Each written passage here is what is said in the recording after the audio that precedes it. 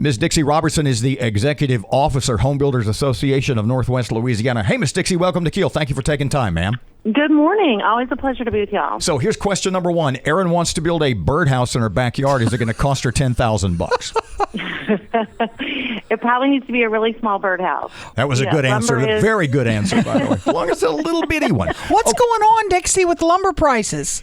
They are sky high. They've tripled in the last 12 months. The National Association of Home Builders' position on it is a production problem. We kind of had the perfect storm of between the COVID pandemic and the projection of the market. Obviously production slowed down because of the COVID shutdowns last year. Then they also reduced production because they thought that demand would drop. So it's basically, it's basically a perfect storm. That was my sense, is that through COVID, nobody was building. Demand was really low. Then all of a sudden, the floodgates are opened and just production is behind. Is that fair?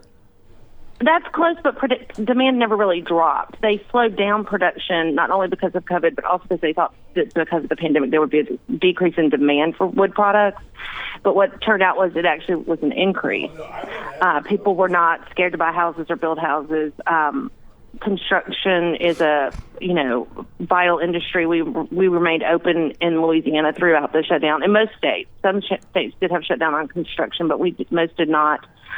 Interest rates are so low right now, the demand never dropped, and it's just a production problem at this point. Timber prices have not increased. Nobody's getting rich off their selling their timber. And then there's the complicated issues with Canada as well. I saw a story this weekend that said the average price increase to a new home because of the skyrocketing lumber cost is $36,000. Does that sound about right to you? That's correct. Yes, sir. So what's that doing to your home builders? They've obviously had to stop building. I mean, because it's going to make their prices too high for people to buy homes. Is that having an impact here?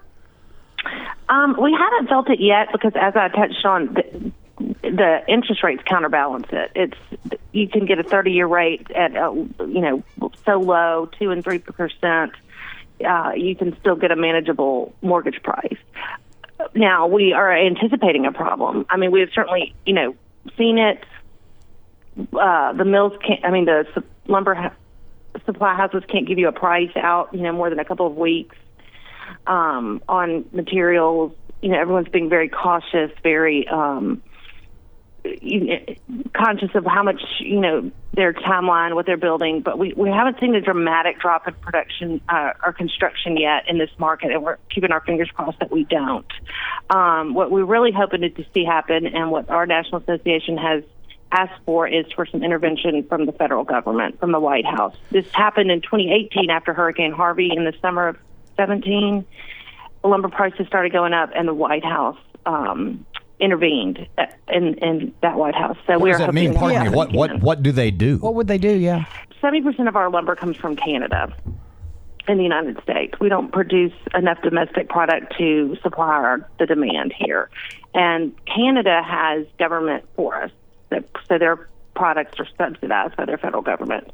And so we have tariffs from lumber that's imported to even the playing field with our local or our domestic mills. And that was the problem then. They intervened and had worked with Canada on trade agreements to make sure that there was some, equitable pricing on materials that were being imported. Most lumber is imported. Dixie, let me ask you this. We had shortages of water and toilet paper and bread and gas, but then it came back up pretty quickly. Why is lumber not picking back up as quick as some of these others have?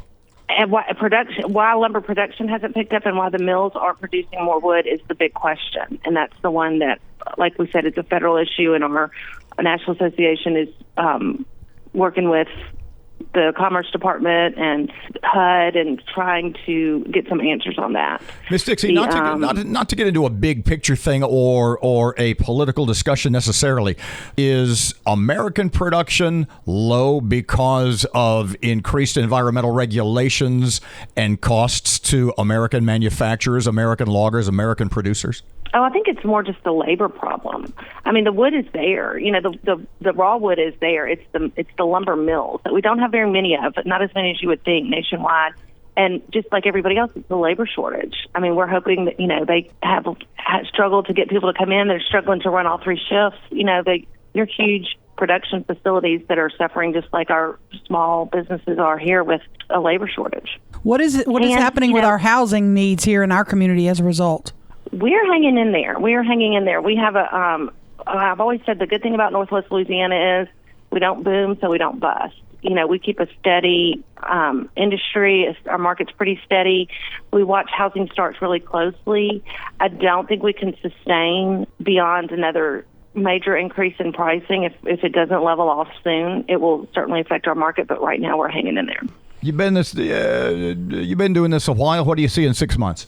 You know, I'm not at the table in Washington making these decisions, but if lumber can hang on, we'll be okay. And interest rates are key.